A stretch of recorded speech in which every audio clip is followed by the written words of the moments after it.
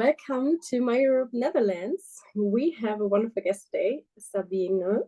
You're gonna see her in a few seconds when I stopped sharing the presentation. My name is Kathi Ross, and I'm the presenter today and the host. And I hope we have a wonderful discussion with your questions. Just to explain to you one more time, My Europe was a serious event which is taking place digital and interactively. So young people from various countries talk about Europe on every fourth Wednesday of the month. And yeah, we are like to get in touch with you, get to learn about the questions and get to learn about the topic of our guest's heart.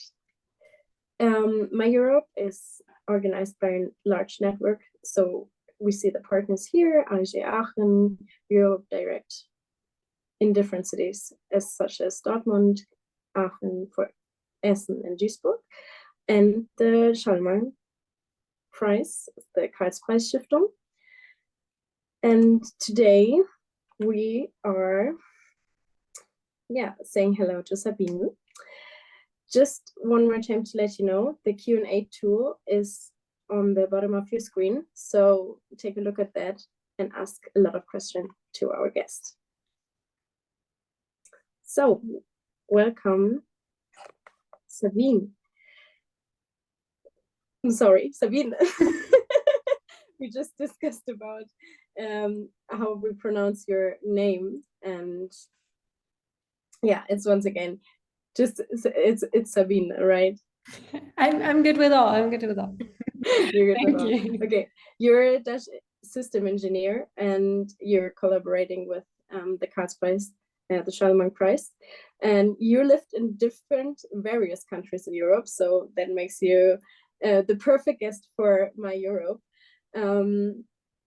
You've been studying in the Dutch economy so far, and we're happy to hear about what you're going to tell us today. So please have the words.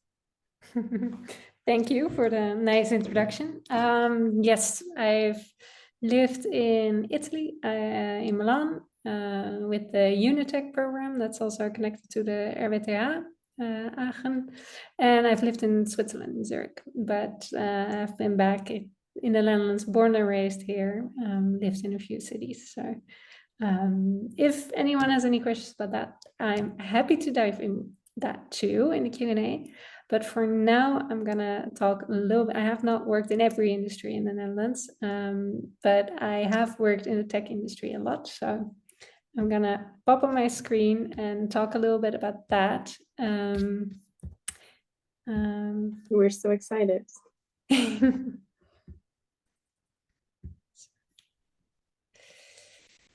See, does this work for you?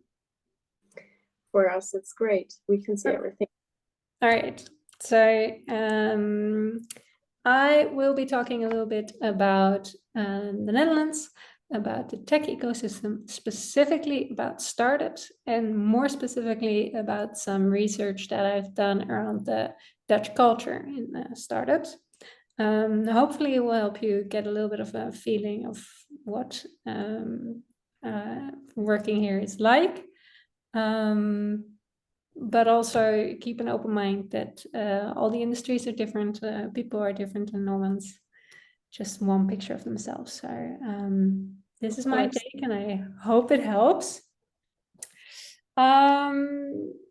To start with, why tech in Europe, this is research that a former colleague of mine, Meinhard, did on the biggest technology companies and normal companies in Europe and in the US that used to be quite similar to each other, and over the last in 10 years difference, the US has seen a massive growth in tech companies. I think that many of you know them by the phones in your pockets or the Ubers that you order or other kinds of tech in your life.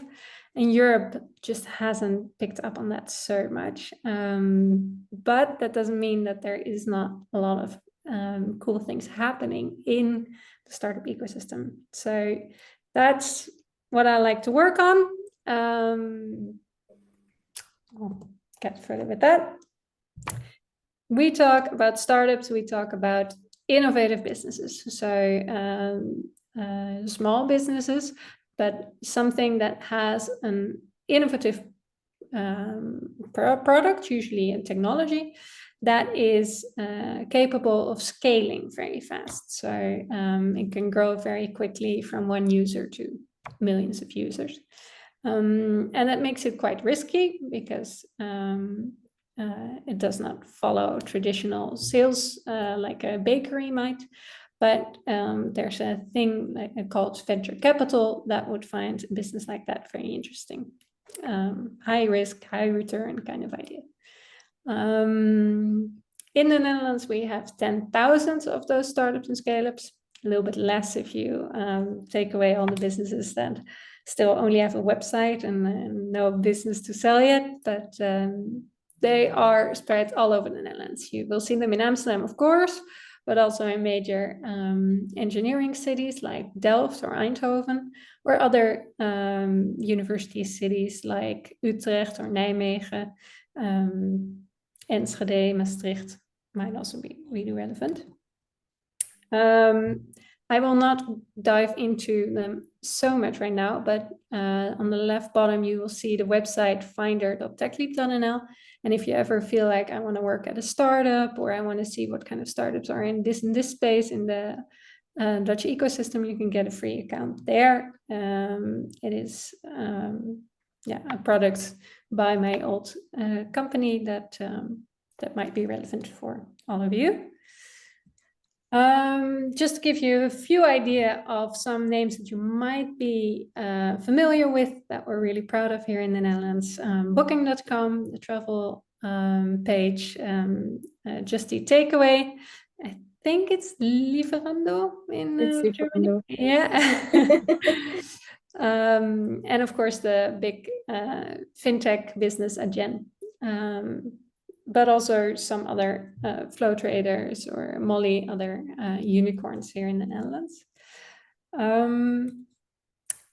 And that is all coming from a country that is known for speaking English very well, for having good universities with a lot of beta or engineering kind of scholars, and a country that's generally just very lucky with its economical position, with the happiness of people, with entrepreneurship seen as something to do, and generally as a startup ecosystem, also one that's rising quite fast. So that is a little bit an idea of the country and all its benefits.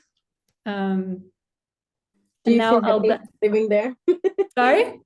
Do you feel happy living there? And I feel very happy living there. That's good. Yes.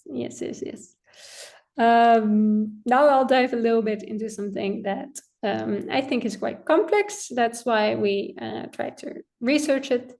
This is a model once, I think, invented by Erik Stam and colleagues on entrepreneurial ecosystems. So what is it that you need as support for startups to succeed?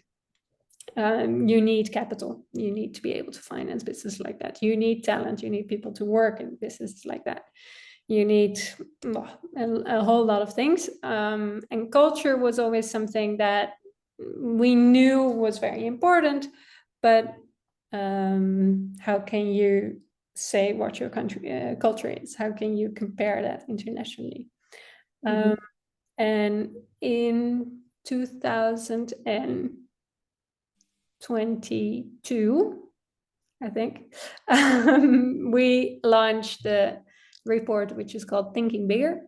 You can find it on the TechLeap website.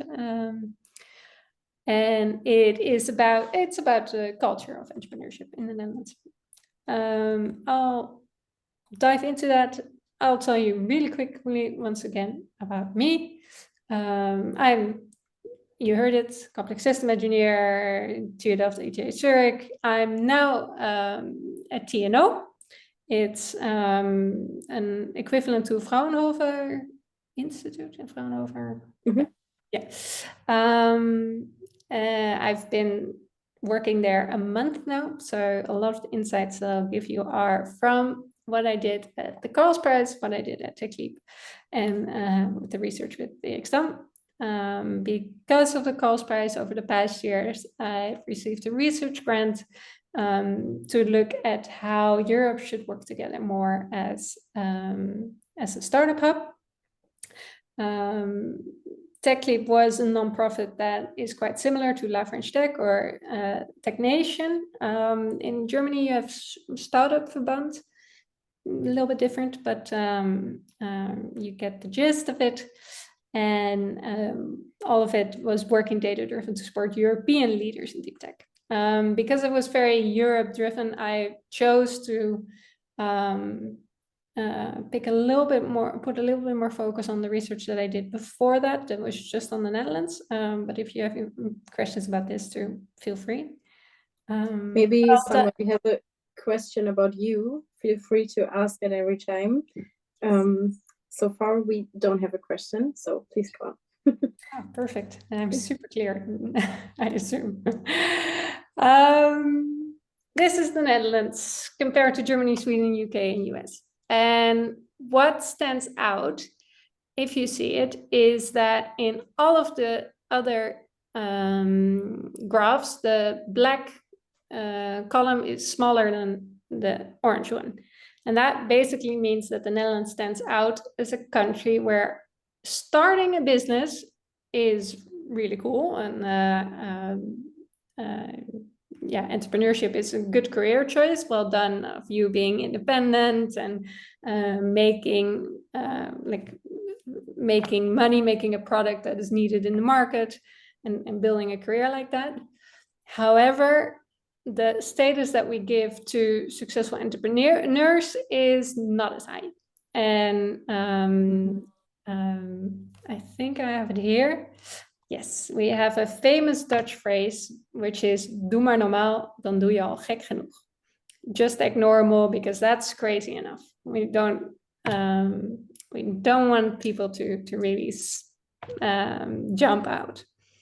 And that is something that is quite rooted in the Dutch culture, but not very useful when you're starting to build a disruptive business. So we looked at how this would impact our ambition to grow a business quite ambitiously, because what you can often see is that if you want to start a business and you start to grow a little bit and you find some growing pains and then you maybe lose some people again, you at one point find yourself quite comfortable at maybe 15 employees, and you sort of don't see yourself as a startup anymore. You're not innovative and scalable anymore. You're not interesting for venture capital, but you're an SME. You are self-sustaining, you have revenues that are paying for all of the employees, and there's no intention anymore to grow big. And as a startup organization, we said that's not great. We would like people to be very ambitious about their new ventures. So what we did is we took that ambition and we expressed it in your intention to grow the number of people that work for you. So we saw that there's quite a gender bias on scaling your business to a lot of revenue and very financial models. So we said, but the only thing, if you want to make money, if you want to make impact, if you want to change an industry, all of it, you're going to need people. And growing your business with employee numbers might be a good proxy to your ambition on the business at all. And the Netherlands is doing okay-ish, or European standards, whereas the desire to grow your business ambitiously in the United States is significantly higher, and also in countries like Israel, which have far more entrepreneurial culture, that is really significant. So how are we gonna start changing that, and how are we gonna look at that culture? Can we just tell everyone to be more confident about their startup skills?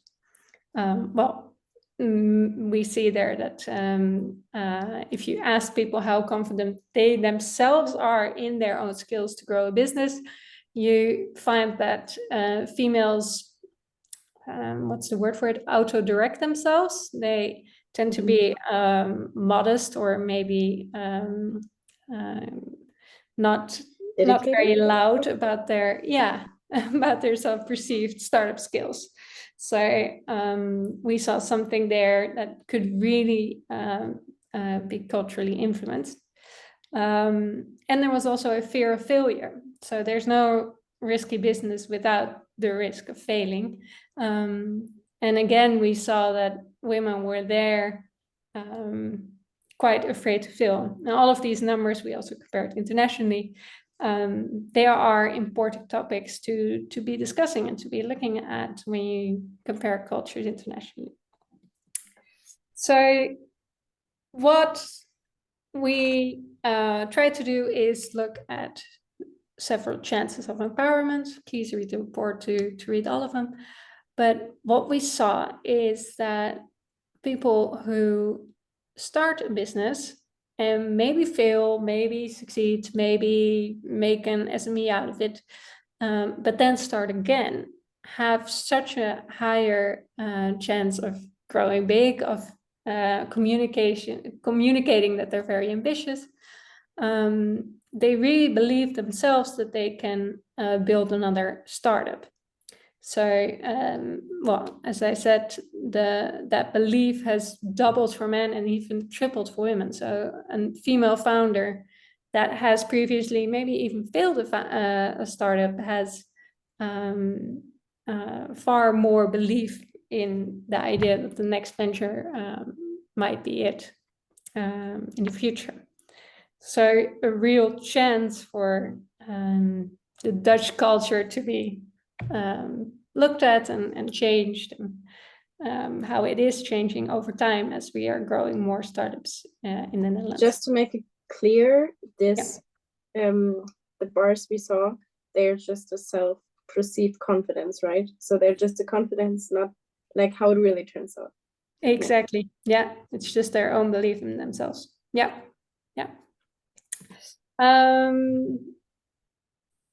So one famous saying is God created the earth, but the Dutch made their own country, because we are very much underwater, under sea level for like half of the country. But you can also see that in the startup ecosystem. So slowly we are seeing, and I think I'm going there. Yeah. Slowly we're seeing new founders paying back to the community, teaching those skills to new founders who are more daring, who try to be more loud about their ambitions, who try to say, okay, I do aim to grow my company with these many employees in the future. And the growth ambition over time right now in the Netherlands is still behind that of other European countries, but it's something that we really encourage foreign founders to come to the Netherlands to give us a little bit of a kick to get that thinking bigger attitude. And it's something that we're working really hard on. And also that's what I'm working on now with the Carls Prize, is on how can we bring a lot of the great programs that we have in the Netherlands to start working on this also on a European level, to get that interaction between Dutch founders, international founders, to that grow ambition and that culture of starting new businesses and succeeding in them. So that was a Sounds so little bit, interesting. yeah, a little bit And the Netherlands. Yeah. thank you so much for sharing. We have the first question. Do you think the Dutch mindset is more open to new ideas, or where is that coming from? The success of startup thinking, like this thinking. Do I think that we have an open mindset that make the Dutch? So I think that the reason that we have so many startups is because we encourage people to be independent in their entrepreneurial dreams. I like the idea of an open mindset. I think the Netherlands was built on an open mindset. I also know that there are a lot of critical voices in the country right now that say we're not as open as we used to be. Quite famously, we were the first country in the world with gay marriage. It's the quote that you'll probably get immediately the first week that you arrive here in the country. We're very proud of it. But then, just like in other countries, populistic conservative ideas are also growing here. So yes, I still think that a lot of Dutch people are open-minded, and that's a culture that they want to be seen as. And I also see that tendency of the world is not skipping the Netherlands either. Thank you. Did you came across in your life living in different countries, for example, did you came across that there are differences, or like maybe even in starting a startup or an entrepreneur, Yeah. like a firm or something? Yeah, absolutely. Yeah. Where's it come from? Yeah. So when I moved to Milan, it was still the time that we didn't have a cell phone connected all over Europe. So you still needed a different subscription if you would move. And I think it took me 3 hours to stand in queue and get a phone number in Italy. And that was a bureaucracy that just really made me laugh back then, especially because I was a student and I had the luxury of having the time to do that. But that, when you're starting a new business, can really slow down a good idea and maybe even break a good idea if bureaucracy is getting that too big. So I think that there are countries in Europe that do a lot better on that. I think the Netherlands is okay. I think that there are countries who are doing better. I think it was Estonia who initiated a one-day startup visa recently, even though it has not been used that much yet. I think that there's a startup community that needs to grow a little bit still there, but those are initiatives that can really make a difference. So yeah, that was something that really changed the way you start a business. But some things are very similar. So you can really reach out to your consulates or embassies for their help in connecting you with different regions. I've experienced a very active startup liaison network at our Dutch embassies for the local markets that I'm really impressed by. But I also know that La French Tech France has a very international network of bringing French people everywhere and bringing foreign technologies back to France. So those kinds of things are very interesting to look at if you're looking at moving your business. Well, maybe that might be a good tip for somebody who's listening to us. So thanks for sharing. Once again, the Netherlands, what makes them special in starting a business? There was a question about, do you think maybe you get something in school on uni and you learn it while living in the Netherlands that is different from other countries, maybe? I've taken down my screen because I think that people either Yes. have my email address. The QR code was my LinkedIn, by the way. Sorry, that's an easy way. Sorry, one more time. Schools in the Netherlands, if they have something special. Yeah, or like, is there entrepreneurship being taught in there, or do you come across which is leading you to be a good entrepreneur or something? Yeah. I think that we should pay more focus, especially in lower and middle school, like high school kind of people below university or below the age of 18, to be looking more at creative and entrepreneurial skills. I don't think that specifically those are there. However, I have seen that studying in Italy, I had already given presentations from the age of, I think my first one, I was 9. It was about Spain, because I had just gone on holidays there. And I had learned a lot to stand in front of a classroom and speak a little. I think that that is something that the Italians that I met hadn't experienced, and was something that was quite a leap for them when they came to university, and I had to present their findings and present what they are doing. I think that's a skill that is very, very important for a founder, for a startup founder, to be able to communicate to people from very different backgrounds, usually financial backgrounds. Well, you might be an engineer. What it is that you're working on, what it is that you're solving in the world, and what it is that you need from them. So you think that people are aware of that? So I think that being able to stand in front of a classroom is something that we definitely learned. Yeah. Oh, thank you. And once again, back to your presentation, there's a question. Maybe you can pull up the bars again, or like the presentation. When it comparing USA and Israel is the question. Yeah. What are the steps the Netherlands and the EU need to take to get as to a similar level on their success? Oh, yes.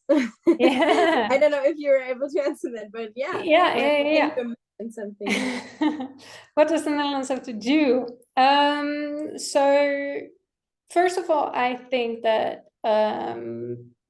the universities in the US have a far better valorization model. So valorization is when a university takes their research and commercializes it into a business. And in the US, I really experienced professors to be super connectors. They would have their speciality, and they would know corporates, they would know startups, they might advise startups, they might have shares in those startups, and they would be just a spin in a web for people to get connected and to find each other. And that time that they spend on taking their knowledge and giving it to founders in knowledge or in network is promoted in universities. They get time for it. They get maybe not paid for it, but at least there's a slowly starting movement that's actually recognized. Whereas in a lot of European and definitely in a lot of Dutch universities, taking shares in a startup is something that is on a tax point of view still a very expensive decision. And also on your career prospects, it's not seen as something that will help you grow the ladder, as they say. So that's something that I think is one really important thing. So networking is the answer. Networking and being present for Yeah, people. yeah, and you don't even, so for example, in the US, only 1/3 of those professors have that ambition to really be that networking kind of professor. I think 1/3 is really active in the startup scene.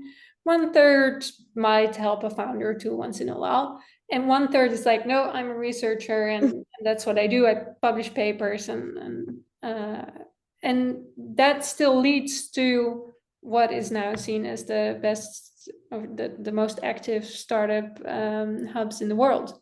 So it's not that every professor or every university needs to act in this way, but it will really help if they at least put the guidelines there for 1/3 of the professors to be able to get into startups. I think that one's really important.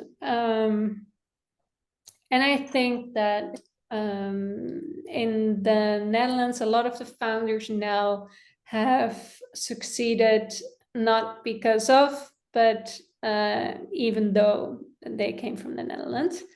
And Okay. and that makes it sometimes difficult that there is not so much yet a culture of giving back. So they didn't have much support scaling themselves, so they don't have the idea that they owe it to anyone to give back their knowledge and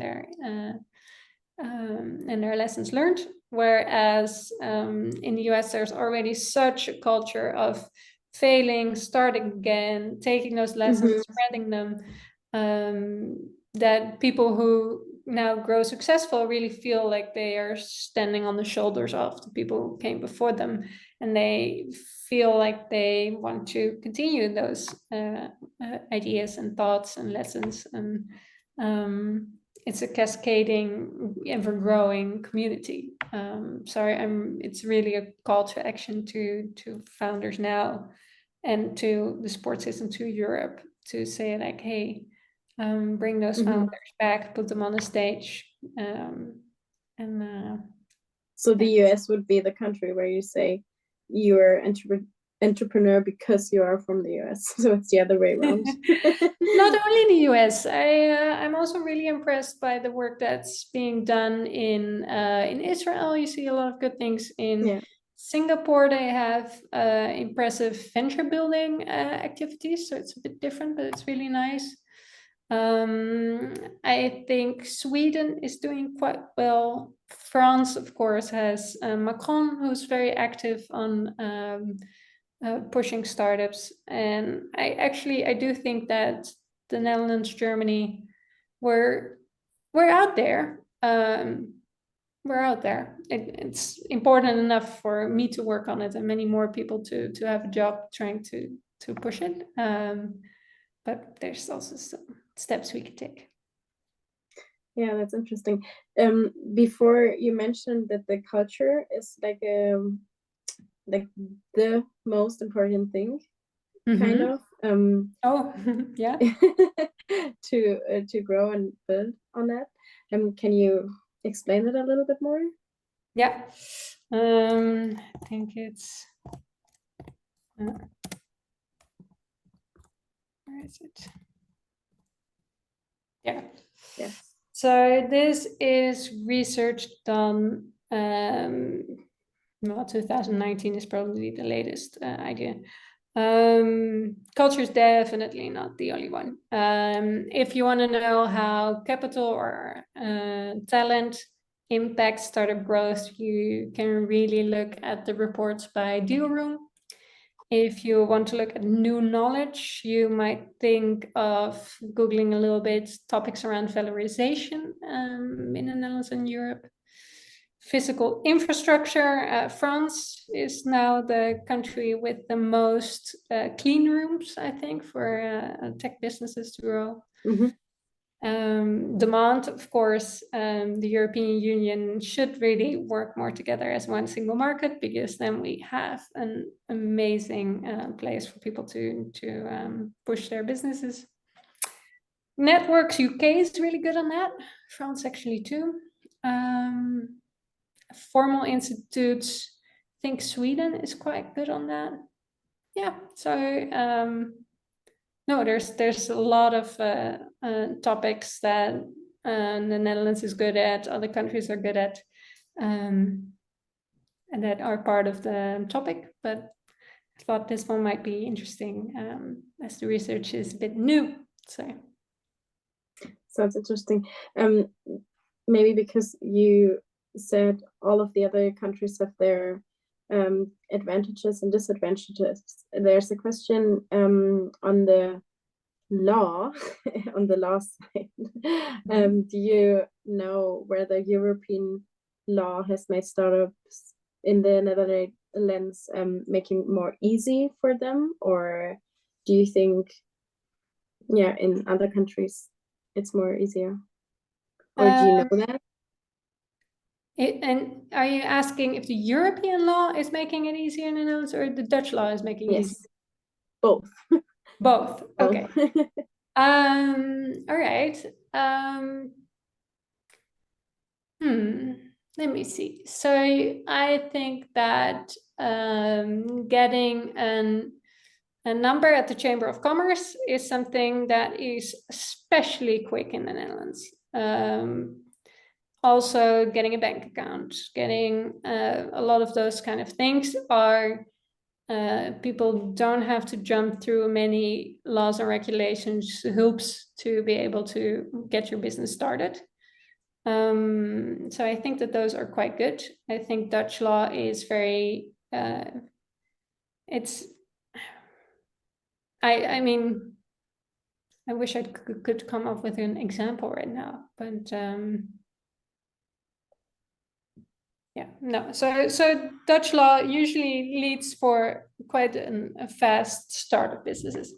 When you see law come back again is in the moment that the startup gets successful. So the moment that there's value in a business and you start to look at an exit. So there's a few ways that you can stop being the founder of your business. You can sell it to another company. You can close it down. Then you don't have much value. Or you can go public.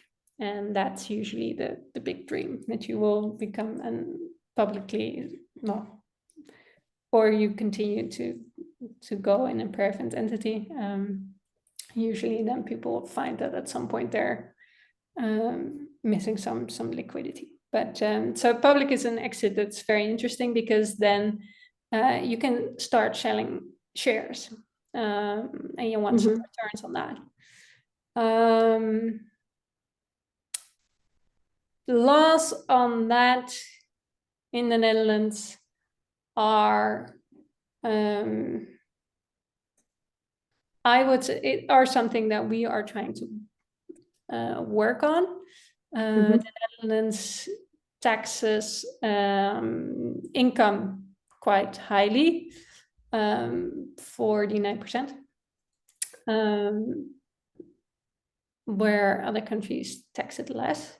So those are and then you can, then there's a few things of startup shares. You can usually you have options, and then from those options you buy shares. It's quite complex. Those kinds of topics are in Dutch law, can really impact a bit the possible profits that you get from investing in a startup, from working at a startup, from owning a startup. Those are a little bit moments that I look at Dutch law, and at those moments I think that we got a new law at the beginning of the year of taxation that was quite good. So we're doing quite well on that. We're around European standards. I think a lot of that is actually on one line. Obviously, people all do it differently, but there's no crazy changes there, I would say. Also, I mean, you would see law in startups in when your startup would go bankrupt. So the other exit, in which things are not so prosperous, but you don't have personal liability usually. So I don't know. I don't see law balance as a limiting factor. Okay. Yeah. Good to know. I hope that answers the question. Maybe someone can specify more what it is that they're looking for, but yeah.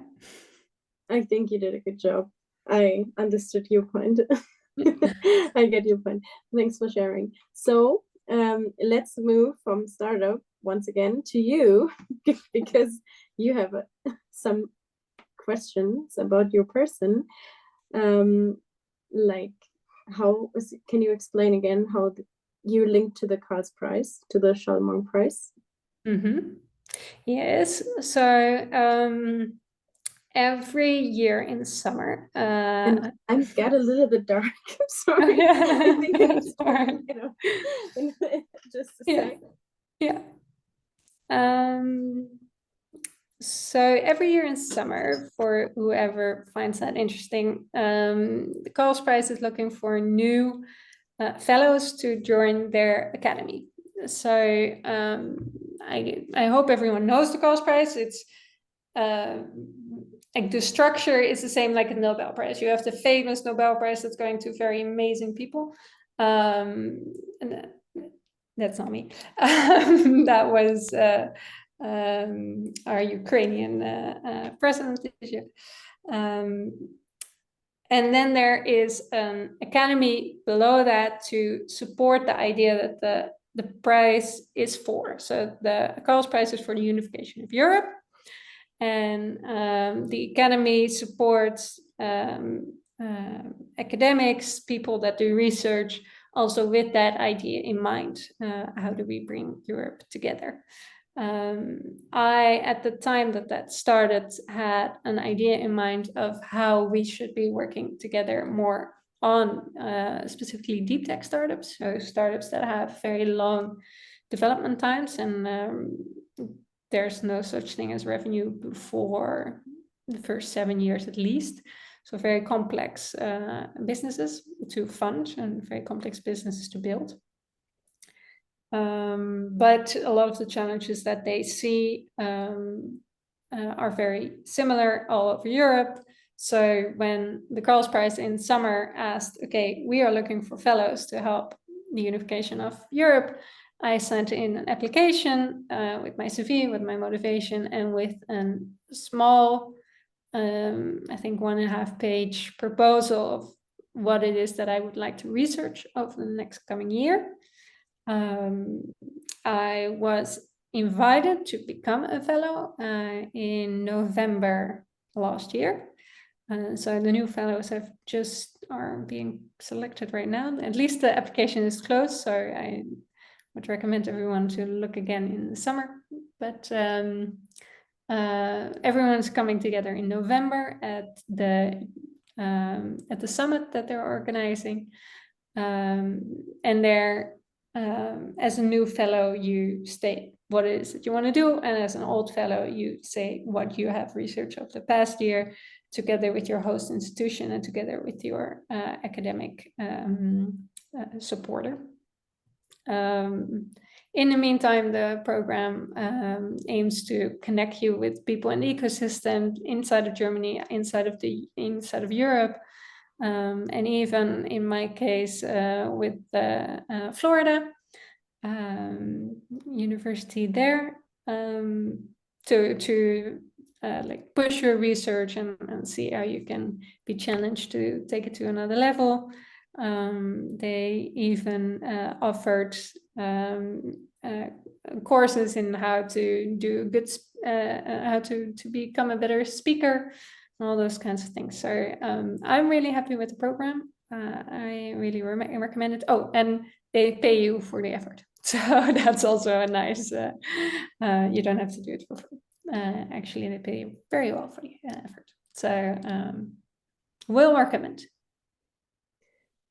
Thanks for sharing. Well, I hope a lot of people are now brave enough to sign up or to at least give it a try. And that's the thing, right? Just give it a try. I mean, you've got to know already. I mean, I was like, my motivation in the end, I was like, and it just seems cool. And that's basically what I didn't know how to write that down. So I made a video instead, and they were very happy with that. So Well, that's best. Hmm. All right, we have another question from Tatiana. She's asking about your time in Italy. What did you miss from the Netherlands there, and the other way around? What would you like to have, or what would you like Italy to be that Dutch can learn from? Yeah. No, but it's not the answer. That's Okay, I think you. yeah. So the biggest thing I missed was the weather. No. Um, what did I miss in Italy from the Netherlands?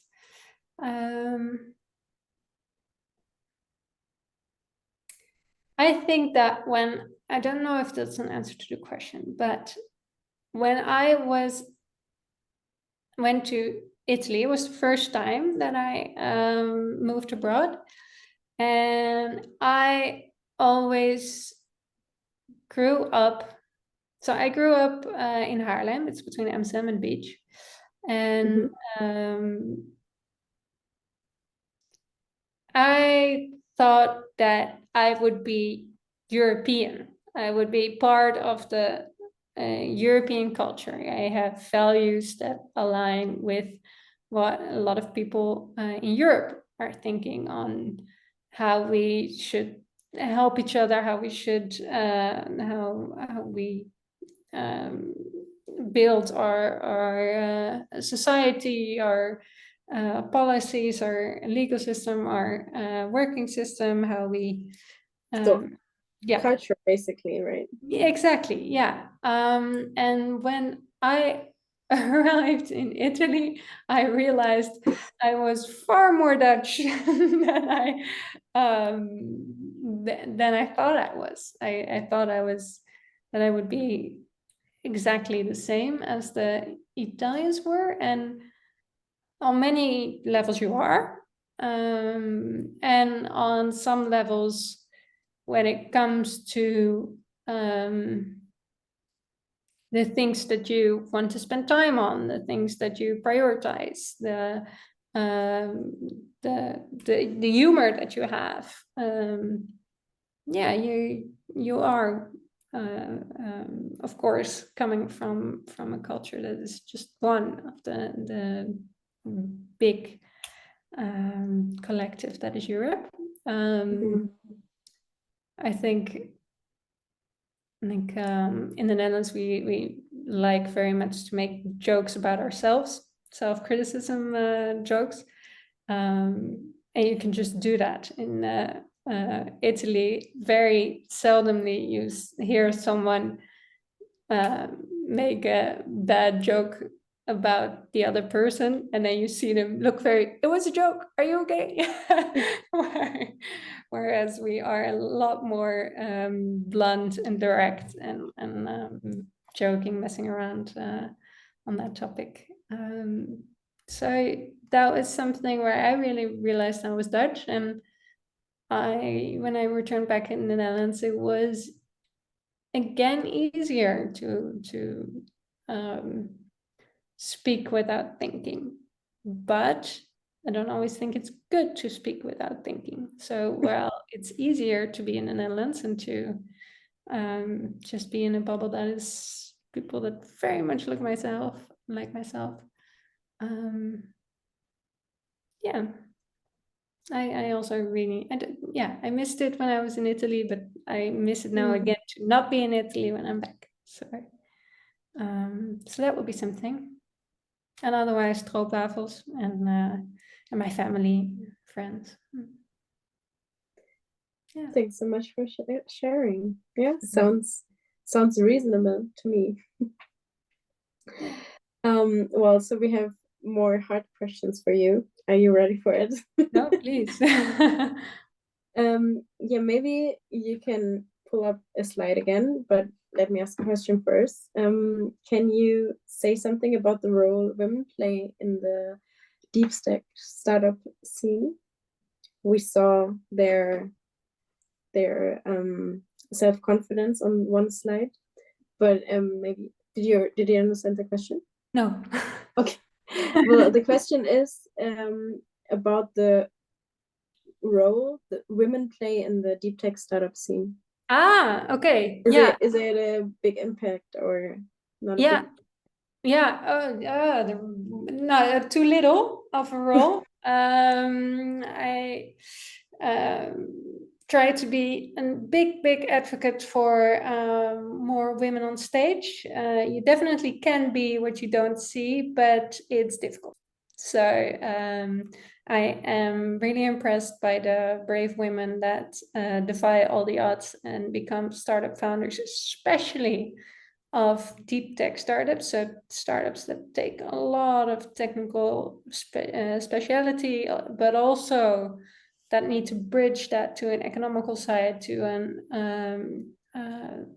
a side in which also the market that you're entering is so complex that you're going to need to do a lot of influencing and complex thinking of where your customers are going, where your competitors are going, where your partners are going, while at the same time building something that's already crazy complex. I think that that's difficult, and I think that's difficult as a man, and I think that it's a lot harder if you get told all the time that you should be modest and you should act like a woman and should not be so crazy and all of these things that are still stereotypes that women have to deal with every day. So women are playing too little of a role in the deep tech startup scene. And on the other side of the table, they're also not playing enough, a big role enough on the venture capital side of things, because there's also still way too little women in finance. And if they are in finance, they tend to not choose for the male-dominated culture of venture capital firms that are very much dominated by people that like the risk and the competitiveness, the not working together that a lot of venture capital firms still choose as their culture. Don't think it will lead to the best returns, but that's my point of view. But I do understand why women don't want to start working there. So I am hoping this will change, and I'm positive that things will change. I know that the number of women in universities is growing in the Netherlands and everywhere, and time will heal some of these wounds, but we're not there yet. Thank you so much. All right, we have another last question, maybe, unless you guys are asking more. This question is asking about the relationship between Germany and the Netherlands, actually. I don't know if you're aware of that, but apparently the Dutch government plans to restrict English language degrees. Have you heard about that in the Netherlands? Yeah. Okay. All right. So what is your opinion on that? On the political side, the cultural side, the personal side? Do you think it's really important because many Germans or other Europeans study in the Netherlands, for example? Yeah. I have heard about the Dutch government wanting to limit the English language in some of the studies. I don't know the details. I would say that right now all of the master programs at TU Delft are English, and roughly none of the bachelors are, fewer, but generally bachelors are Dutch, masters are English. The Netherlands is, I think, probably like a lot of countries, always in a debate of universities are publicly funded. Aren't they meant to then educate the Dutch? which is true. But at the same time, universities are still getting the biggest income from international students that pay the full fee, because obviously the Dutch government pays less for a student to attend, and the Dutch student itself doesn't cover all of those costs. So an international student is still a better business model, basically. And that just crosses a lot of the ideas that people have for universities versus the financial streams and incentives that they have for universities. And I know that they continuously are in debate on whether to change that. I don't know what the latest on that is, if something got confirmed or if decisions are made on that. But I also know that there are a lot of people at Dutch universities in charge that still encourage English to be an important language. I cannot imagine the TU Delft masters ever to go back to Dutch. If you work in engineering, half of your work needs to be in English anyways. So that's a little bit on specifically what they said about universities. I would say, though, that as a student coming to the Netherlands, we still have a lot of sororities and fraternities that are very Dutch spoken. If you are planning on coming to the Netherlands in your bachelor's, I would recommend to really crick up your Dutch before you join any of those. You can choose not to, but then it will be more difficult to get into like Dutch student social life. Yeah, or Probably in every country. Yeah. I think so. Some old colleagues of mine, they work on the Netherlands point of entry, which is done by the Netherlands Enterprise Agency on bringing international talent to the Netherlands for specifically startups. So you can Google their website. They will really help you with finding, or if you're a Dutch business that wants to hire internationally, help with visa, help with those kind of things. So while there might be incentives for less English, there will also still be a lot of people that will help you find your footing in the Netherlands. Let me see. And then the Dutch-German relationship. Well, as long as you don't start talking about football, I think we're pretty good. I know I think the Dutch know what was happening in Germany, what the topics are, what's happening there. If you took a high school path that is by default leading to universities, there's a lot of education you can take, of course, but the one that's 6 years that will usually universities, you will have had at least either 2 or 5 years of German. So you have 2 years and then you chose French, or you will have 5 years in case you chose German. So people will generally know a little bit through that also what's happening in Germany, and they will know some of the famous writers and the yes, of course. So. Yeah. Well, thank you. And we have another we have another question coming in. So more to answer, which is good. Your perception of why are Dutch speakers so good in English? Like, what do you think? Where is it coming from? Actually, the person who asked that is saying something that I would think all the time as well, because you don't get synchronized movies, so you have to pick up English and you have to read it and understand what they're saying? Do you think that's true? Yeah.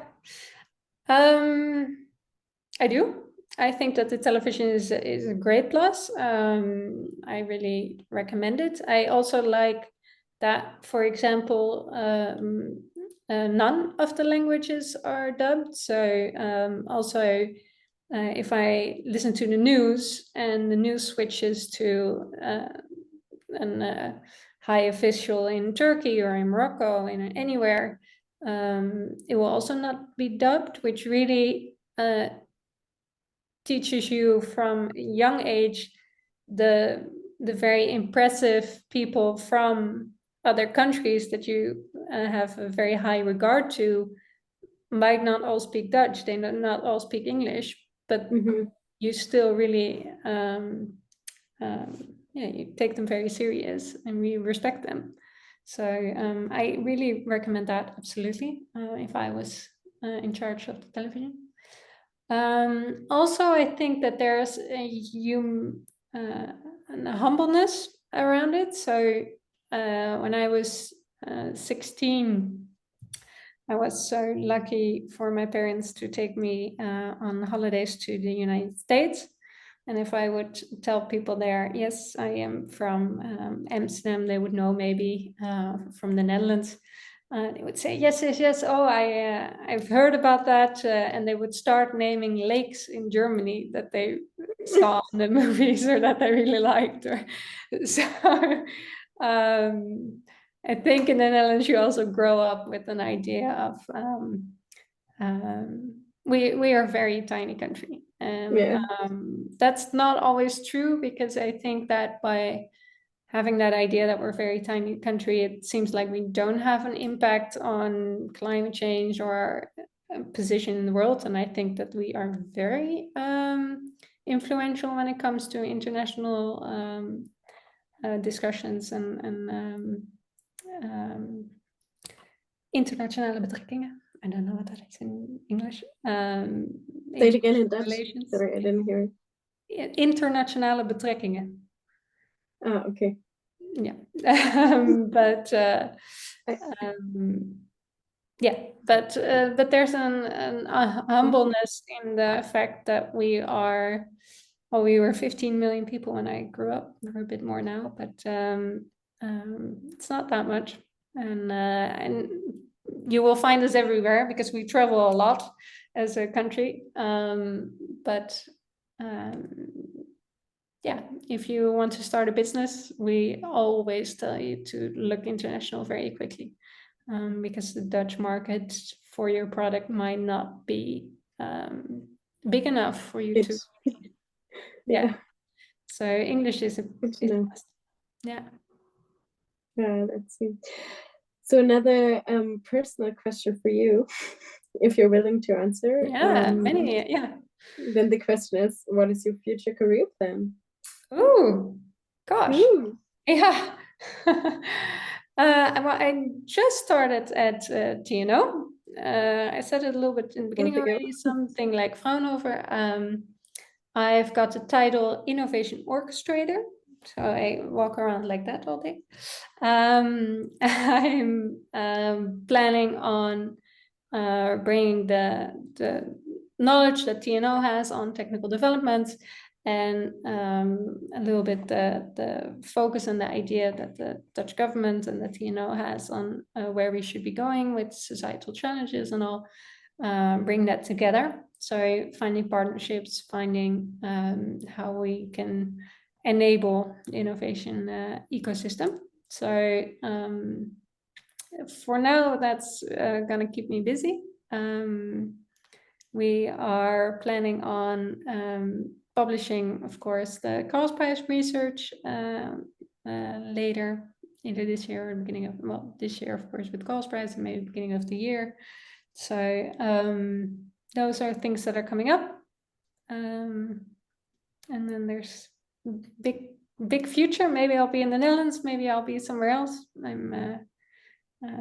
Yeah, it's open. You're everywhere. Yeah. And that's good, because traveling, there's another question to traveling. So do you know any cliches about Dutch travelers? Oh gosh, that were loud and they were tall and they were too blonde and um, that so we take over some of the après ski bars and gosh, yeah. That's interesting. Actually, maybe you can say if that's true. I don't know if you know people from Utrecht, but I met people who always did like this. Ooh, I don't know. Is that a thing in the Netherlands? Utrecht. Yeah, yeah, that Yes. could be, yeah. Maybe all of the city have that. I don't know. When traveling, does your city have something like this? I live in Den Haag, so there's no U there. Do they have D? Yeah. But yeah. All right. There's one last question. The person who asked the question has the feeling that Germans think they can speak German everywhere. Maybe in the Netherlands as well. Do you think that's true? Can they just come and speak German? Yeah, yeah. So Haarlem, where I'm from, is quite close to the beach, and we always make the joke that if the waitress does not understand what the German person is saying, they will still say it in German, just louder. Yes. Yes, so that is German definitely cliche. something that I've heard too. I think you'll get quite far in the Netherlands with German if you speak it slow and loud. So I don't even think it's that bad. As Dutch, we don't really do that as much, I would think. Maybe if we're in Germany, because we think that you understand us too. And we forget that we actually get German in school. So it's a difference. Yeah. Yeah. But So you think Germans should try more Dutch or English, or should they try German? it depends. If you're on the beach, then just continue in German. If you're trying to start your business in the Netherlands, I think English is a good idea. If you're here in the Netherlands starting to like if you work in English but you're trying to connect a little bit to your neighbors, then definitely start adding Dutch words into your German because it will be a lot easier than switching to English before switching to Dutch. We're closer together, and especially the specific words like the herbs or the complex words or the new words. All of those are quite similar. So yeah, no, if you're trying to bond with someone that you don't have a business relation with, just stick to German. Yeah. Thanks for sharing. So last question, I will say, because you told us a lot today about your dreams and your career and everything, and not to forget the startups in the tech area. So thank you so much for it. But continuing with the future, the last question is about what do you think in the future your most important dream development would come true? What do you think would it be?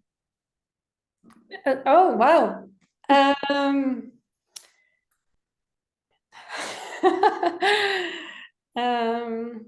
I'm being put on the spot here. This is going to be on YouTube. Do you know that, people?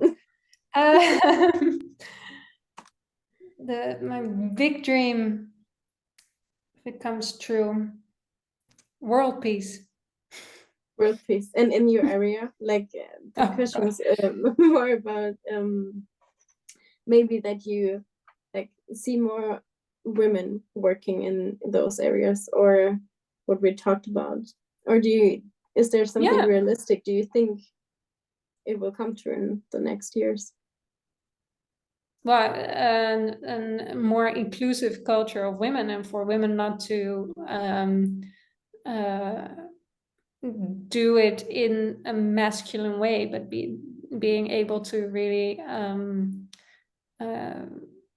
showcase how they best show the best version of themselves, and they're able to build very cool companies, very inclusive, hopefully, products. That would be incredible. And I do hope to still see that in my lifetime.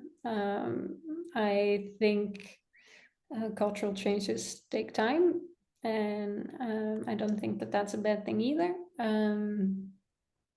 But things that I hope for that will still happen in my lifetime: solve climate change, solve inequality. I mean, we have some SDGs to still strive for that we're really not making yet. So yeah, my big dreams really go towards how can we live a bit more in harmony in a startup ecosystem, definitely also just in a global ecosystem. Thank you so much. That's a wonderful conclusion to that discussion and to the question you had to answer today. Thank you so much for it once again. Thank you. So that would lead us to the end of this event. I hope you guys are going to be here next time when we're talking about Moldova, and my colleague Henry is going to host this talk. Thanks again, Sabine. You did a wonderful job. I hope you also enjoyed the conversation with her and me, and thank you so much. And then we'll say goodbye until the next meeting. Bye, everyone.